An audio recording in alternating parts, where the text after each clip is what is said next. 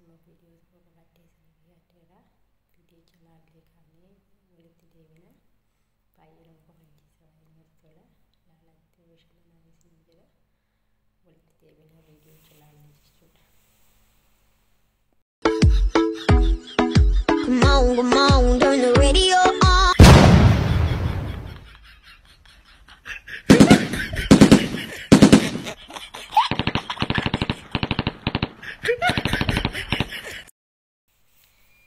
Videoon keenya kana fakkaata baay'ee nama qofachiisa miti akkana fakkaata isin jedha bakka jirtanitti rabbiin isin bira haa jiraatu hunduma keenya rabbiin waa eegu hunduma keenya rabbiin waa qajeelchu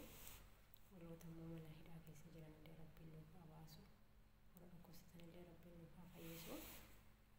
warroota rakkatan hundumaaf rabbiin furmaata haa godhu isin jedha. yaa uummata Oromoo dhiifama waliin obboleettii teenya Fatiyaa baay'ee rakkoo baay'ee keessa turte hin beektu miidiyaa isheetti irratti Fatiyaadha hin beektu illee yaada ciyyoo biyya Masrii yookaan Kaayiroo keessa jirtu jechuudha. Ilmaan Oromoo bakka jirtanii gargaara keessaayyuu warroonni biyya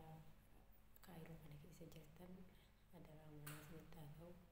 haa gargaarru haa bira dhaabbannu isin jedha warroonni immoo arrabsitan illee warroonni akkas taate maal taate jettan illee wanti rakkinni kamiyyuu nama kamirraa kan hin geenye hin jiru afaanuma ofiitiin afaan wayii waa namatti fida kanaaf hin arrabsinaallee dhiifama ani hin arrabsinaan isin jedha namni waa rakkateeti malee osoo rakkateen akkana lafaa ka'ee akkana ta'a isinitti fakkaata kanaaf gargaaru jajjabeessinu haati isaaniitis duraan illee haadha kiyyaa jalaa dhukkuba jettee miidiyaa irratti illee dubbachaa turte warroonni immoo gargaaraa turtanis warroonni jajjabeessaa turtanis guddaa baay'ee galatoomaa isiniin jedha ammallee immoo akkasumatti bira dhaabbadhaa gargaaraa isiniin jedha haa gargaaru waanuma qabnurraa jechuudha keessa ijoolleen Kaayiroo keessa waanuma qabnurraa haa gargaaru isiniin jedha mee garuu yaadni keessan komantii jalatti yaada keessan naaf barreessaa kanaaf rabbiillee kadhadhaa fi isaanitti illee rabbiin jannata naa milkeessu ishiidhaaf illee jajjabina rabbiin haa kennu maatii ishee hundumaaf isiniin jedha daraamaana rabbiiti gargaaruu qabna yoo biyyatti illee garuu barbaadde yoo biyya kana keessatti illee taa'uu barbaadde haa bira dhaabbannu haa gargaarru guyyaa namni tokko yoo namaa kana keessaa baate boo'uu faayidaan qabu yeroo amma jiran kana yoo waliin gargaarin homaa faayidaa tokko hin qabu isin jedha gaafa isaan walii boo'uun uumama tokko wanti waa buusu hin jiru